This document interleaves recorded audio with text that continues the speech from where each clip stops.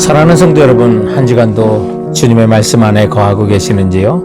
오늘은 지난 5월 2일 주일에 주신 디모데전서 3장 14절부터 16절 다시 붙잡을 교회의 본질이라는 제목의 말씀을 묵상해 보고자 합니다. 묵상을 위한 산책의 장소로는 5월이라 장미의 계절이죠. 바로 산호제 뮤니시펄 로즈가든 시립 장미 정원에서 말씀의 산책을 진행하겠습니다.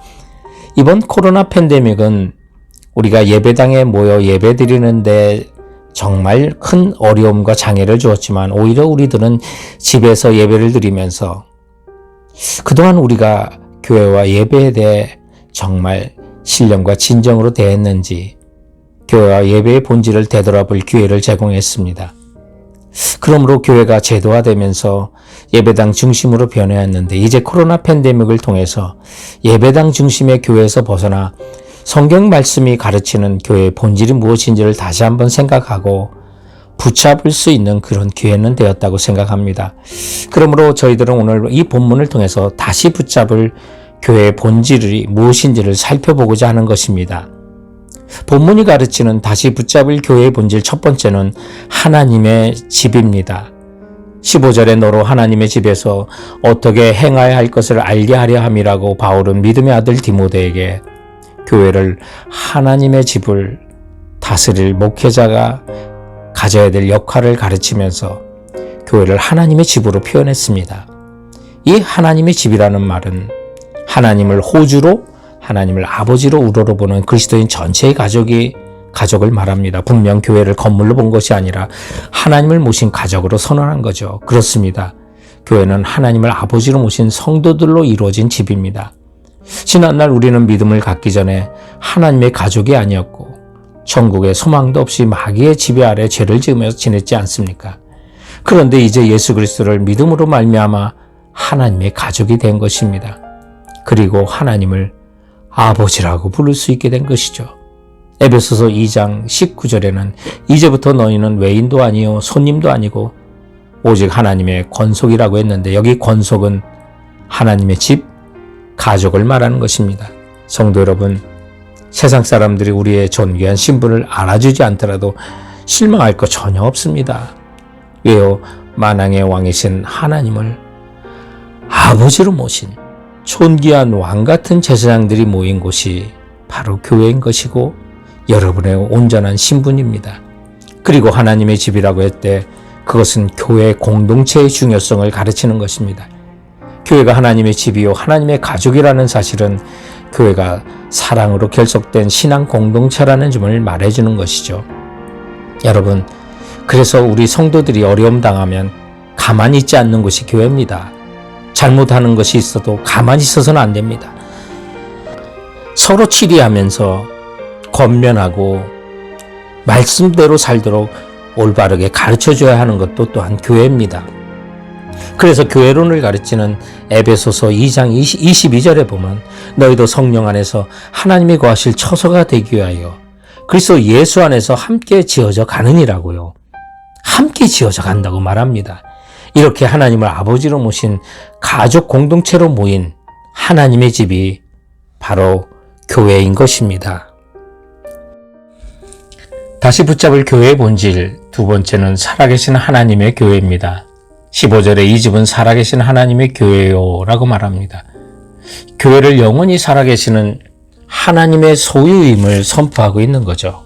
그런데 살아계신 하나님의 교회요 라고 했을 때 여러분 어떤 느낌을 받습니까? 여기 살아계신 하나님이라고 하는 것은 생명이 없는 우상과 대조시키는 그런 단어입니다. 우상은 아무것도 아니지만 우리 교회의 소유자 되시고 주인 되시는 하나님은 영원 전부터 영원 후까지 살아계시고 그 살아계신 하나님이 소유주가 되셔서 지키시는 것이 교회라는 것입니다.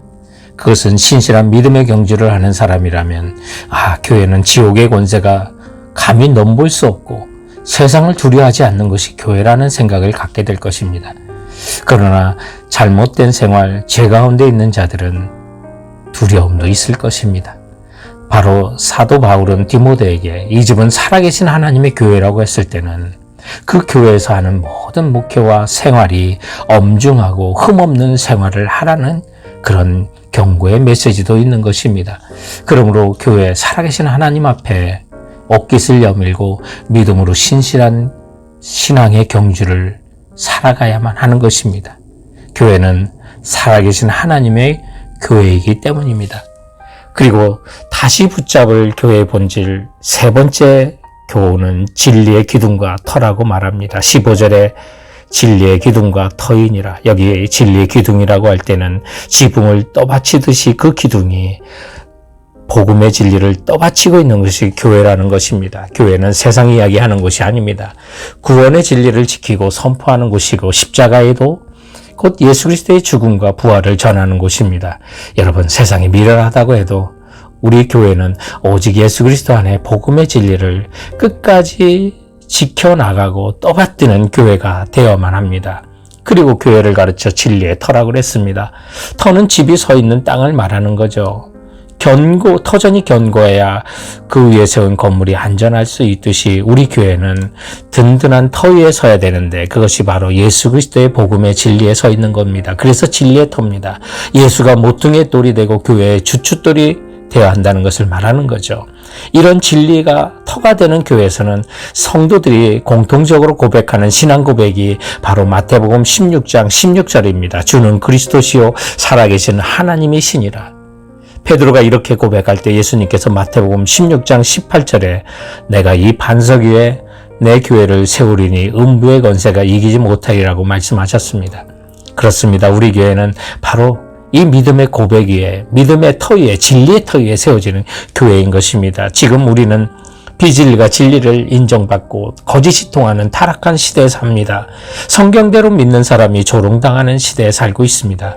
그러나 예수께서 친히 말씀하시기를 내가 곧 길이요 진리요 생명이니 나로 말미암지 않고는 아버지께로 올 자가 없느니라. 다른 이로서는 구원을 얻을 수 없나니 천하 인간의 구원을 얻을 만한 다른 이름을 우리에게 주신 일이 없음이라고 했는데 바로 이 진리가 우리의 기둥이요 터임을 여러분 고백하시고 모든 성도들이 복음을 진리에 그 온전히 믿고 전함으로 진리의 기둥과 터 위에 서는 우리 모든 성도들 되기를 바랍니다. 다시 붙잡을 교회의 본질 마지막 네 번째 교훈은 교회는 신자들의 교회라는 것이죠. 16절에 크도다 경건의 비밀이여 그렇지 않다는 이가 없다고 말합니다. 여기 경건의 비밀이라고 하는 것은 인간의 지혜로 된 것이 아니라 하나님의 지혜로 주신 예수 그리스도의 복음을 말합니다. 사람이 생각할 수도 없는 예수 그리스도의 복음의 신비를 말하는 것이죠. 그래서 본문의 비밀이라는 말의 원어가 미스테리온, 바로 영어의 미스테리라는 말의 어원이 됩니다. 한마디로 말하면 복음은 신비한 복음입니다. 그리고 그 복음에 그렇지 않다 하는 이가 없는 모두가 아멘할 수 있는 곳, 곧 믿는 자들의 교회요 신자들의 교회임을 말합니다. 그리고 이 비밀을 경건의 비밀이라고 했는데 경건이라는 것이 하나님을 진정으로 경외하는 영적인 상태를 말함으로써 이 복음에 진심으로 아멘하고 감격할 수 있다는, 그리고 이 복음에 아멘하며 그렇지 않다는 이가 없는 것이 바로 교회라는 것입니다. 그래서 16절에 보면 이 예수 그리스도 그는 육신으로 나타난 바 되시고 영으로 의롭다함을 받으시고 천사들에게 보이시고 만국에서 전파되시고 세상에서 믿음 받으시고 영광 가운데 올려지셨느니라. 이 예수 그리스도의 모든 구원의 은총에 대하여 감격하며 감사하며 찬송할 수 있는 사람들이 모인 것이 바로 교회인 것입니다. 이 모든 예수 그리스도의 은혜의 복음은 믿지 않는 세상 사람들에게는 영원히 감춰진 비밀입니다. 그들은 듣기는 들어도 깨닫지 못하고 보기는 보아도 알지 못합니다.